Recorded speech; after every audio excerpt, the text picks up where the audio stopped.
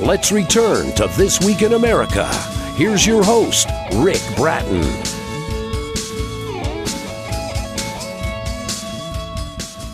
Welcome back, everybody. Coast to Coast, This Week in America. It Didn't Break Me by Sky Monroe is about a lady who has faced just about every hardship imaginable, such as rape, molestation, abuse, homelessness, and it almost cost her her sanity. Yet, it didn't break her. Her book is also about exposing the truth and breaking the unspoken code of silence of abuse and mental illness.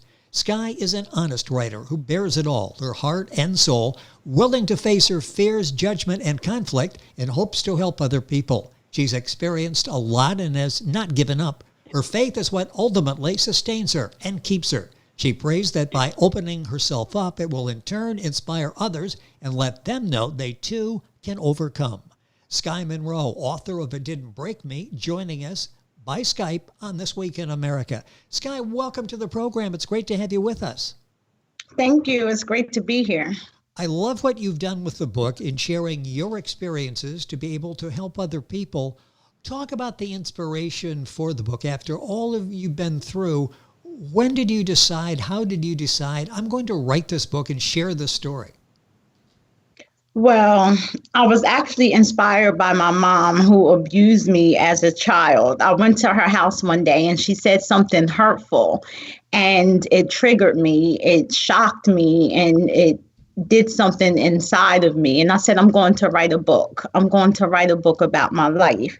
I thought that writing about the abuse, the mental illness, the homelessness, being a convicted felon, just as you said, every hardship imaginable. I thought by telling my story that I can help people know that no matter what they go through, they too can overcome. And what an appropriate title for the book, It Didn't Break Me. Sky Monroe is the author and our guest on the program. Book's available at Author House. I'll give you that information throughout the program. What did the family think of the book? In sharing your story, you had to share personal stories involving other people. What was the response of the family to writing the book, It Didn't Break Me?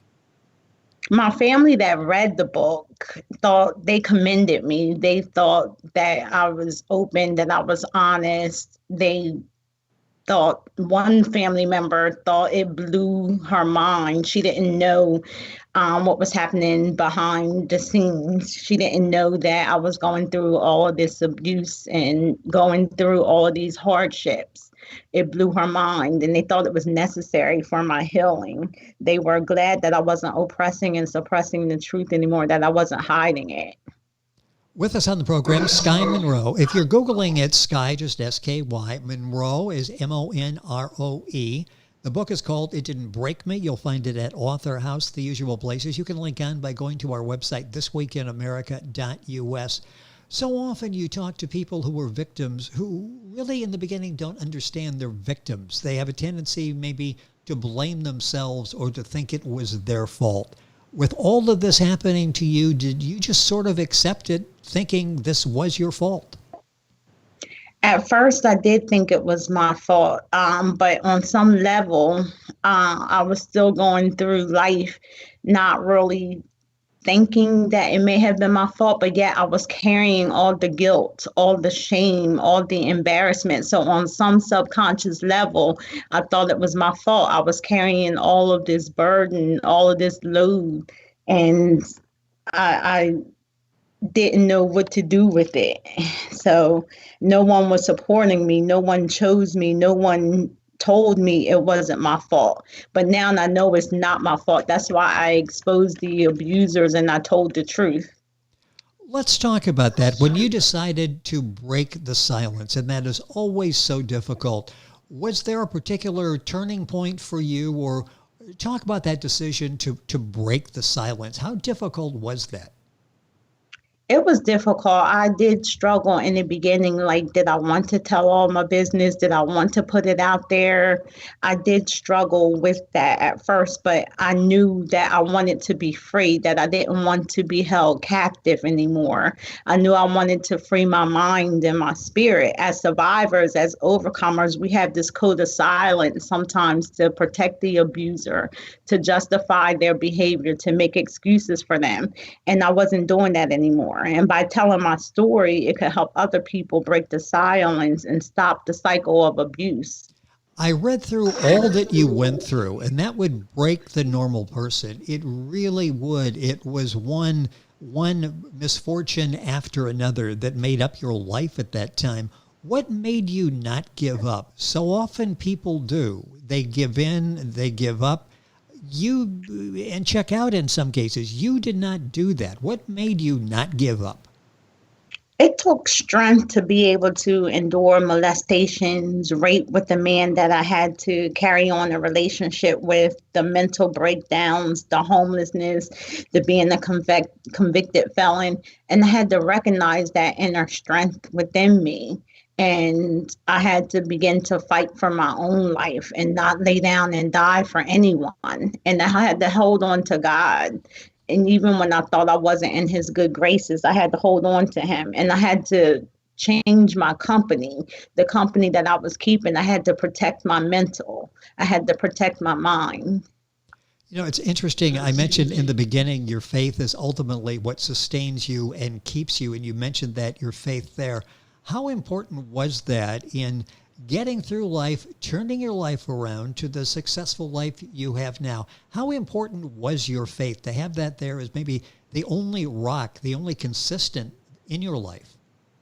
That was the only consistent in my life. And I had, as I said in the book, it was so many opportunities where I could have lost my faith because it was a bishop, it was pastors that were that I was statutory raped by, that were coming after me. And if I would have just looked to them, just looked to man and not God, I could have easily lost my faith. But I was still in some aspect holding on to God. Like, I knew God was still real even through that.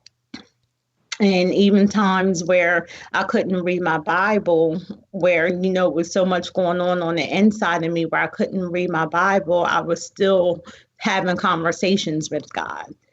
I knew.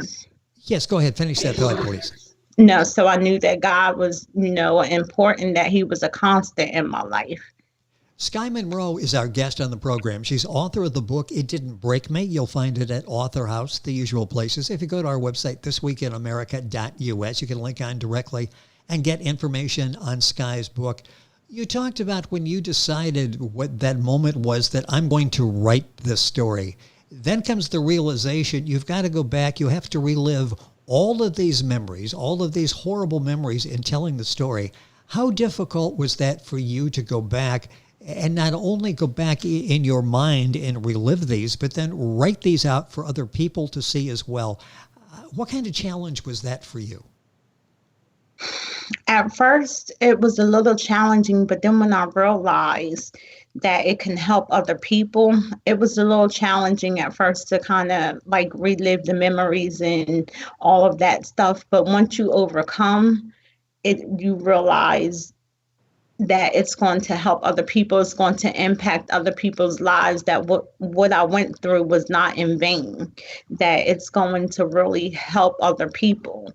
And it's going to help break the cycle of abuse, that there's a bigger purpose here. There's a bigger destination. I would think as you read the book and you get the response, which has been very positive from people who've read the book and been helped by the book, when you think back to where you were and so close you were to the precipice, and here you are today, a published author, you've got the message out there, you're helping other people, you have to feel very grateful for where you are today. The fact that you're here, you have a purpose, and that purpose is helping other people. Yes, I am very grateful. I'm very thankful. God's really brought me through, so yes. I am very grateful and very thankful. What kind of reaction have you been getting? Not just family members you talked about, but but friends, maybe coworkers, people you've known through the years, schoolmates, whatever, or just the general public that is reading this book going, wow, this sounds like me. I need to read what Sky has said. What's the reaction been Oh like? my gosh, people have opened up. They have talked about their situations. People have really opened up and felt like they can take a step further in their healing process. They felt like that they can actually maybe confront their parents that's been, going through, that they went through the same thing for their healing. Yes. People have stopped bottling it up and actually start talking about it and not actually protecting the abuser and stuff anymore. And they're actually starting the healing process. I have the impression that as you were going through this, if there had been a Sky Monroe writing a book called It Didn't Break Me, life might have turned out a little bit differently for you. There really wasn't anything out there that you were able to fall back on like you've now provided for other people. No, there wasn't nothing for me. It was no support groups. As I said in the book, I really didn't have any support. There were no support groups. My parents and stuff didn't choose me. So I had no support. I kind of had to handle the abuse and the effects of the abuse on my own, with the help and the grace and mercy of God, but I really didn't have any resources to turn to. That's always difficult when it's your word against somebody else's, and that makes it difficult. And I guess that's probably a big part of the reason this code is unspoken, the code of silence. It's easier, I guess, to be quiet than it is to try to stir up something. Talk about breaking the unspoken code of silence. And is that what you experienced? Like, nobody's going to believe me probably anyway. It's me against other people. So you just suppress it. Yeah, you do. And then I did tell in the book, I mentioned how I told someone and there wasn't no consequence. One time I told my older brother, I said in the book, about a pastor that propositioned me, and he said, judge the messenger, judge the message, not the messenger. So when I did tell, there wasn't, good response. There was just, it didn't set a good tone. So and then it was one time I mentioned in the book where I, was molested by an uncle, and not that there was no consequence for him. I believe that my parents got paid off for that. So there was no consequence when I did tell. So no one had supported me. So it then set the tone to, keep the silence. Yes. With us on the program, boy, it's going by quickly. There's so many elements of this book that will help people. It Didn't Break Me by Sky Monroe, our guest on the program. Are there warning signs that people should look for and you bring up some of them, people in certain situations, and all of a sudden it gets out of hand? Are there things that people should look for that may be in a position of vulnerability like you were to put an end to this, to eliminate being in that position and to call that person out? Definitely. It was in the back of the book, I say, a lot of the times we warn our children about strangers, but most of my abusers were people that I knew. So I say, warn your children, about sexual abuse, physical abuse, different things like that. Warn your children about people that they know, also like educate your children on abuse, and definitely verbal abuse. Sometimes it's verbal and emotional before it even gets physical. So be aware of verbal and emotional abuse. When you start seeing signs of that, that's abuse as well. And I also put in the back of the book that anything that causes psychological harm is also by World Health Organization. They say anything that causes psychological harm is considered abuse. So a lot of people sometimes are being abused and they from the generational. It's generational sometimes. They're not even aware that they're abused because they grew up in an abusive home. So these are things to look out for, to be aware. If you're verbally abused, if you're emotionally abused, if someone's causing you psychological harm, that's also considered abuse. Well, that's important because words do hurt, don't they? Somebody can say something and those words don't come back. They will resonate with you possibly the rest of your life. So words can inflict harm, can't they? Yes, they can. Yes, they can. And you talk about psychological abuse. It's not just somebody striking somebody. There are things that you can do, games that you can play that people too often accept. We've got a couple minutes left in the program. And it's interesting as you're talking because we all, when our kids are growing up, make them aware of strangers, but really don't talk about people that can cause harm within the family. Did you have any situation where it was a stranger that inflicted harm on you? It sounds like most was family and friends. Yes. It was mostly family and friends. I had one situation where my mother we were in a shelter and there was a conflict between me and another girl and I had to leave and my mother gave me away to the person driving the van. And that was about, the stranger. That was about as strange as it got. Like we didn't know him. Yes. And he wound up molesting me. So other than that, it was all people that I knew. And it's so difficult. It's a lot easier to complain and to say something to your parents and other people about the guy living down the street as opposed to a cousin or a pastor or someone within the family. That takes it to a whole different level. You got to the point where you were not fearful of that. You faced it. You didn't break. And the name of the book is It Didn't Break Me. You did such a nice job with this. Are you working on anything else? Will you do a follow-up book? I believe I will. I do want to promote this book and really get it out there because I believe it has a powerful message and it really will help a lot of people. So my focus right now is on this book, but I do believe I will do a follow-up as well. And I think with this, once we're able to do some traveling, it would be great for you to get out. And I'm sure there will be people that would want you for book signings and to come in so you can look at people face to face and answer their questions. And you'll probably see maybe a number of skies out there, people that have gone through the same situation that you did. Very courageous in writing the book. You've done an excellent job. Sky Monroe, Monroe, is our guest, the author of the book, It Didn't Break Me. You'll find the book at authorhouse.com, the usual places. Go to our website. You'll get all the information there as well. Sky, thank you so much for being with us on the program, sharing that story. Best of luck in the future in promoting the book. Congratulations on putting a book out there that's going to help other people and turn their lives around just like yours was. Thank you for being with us. Thank you for having me.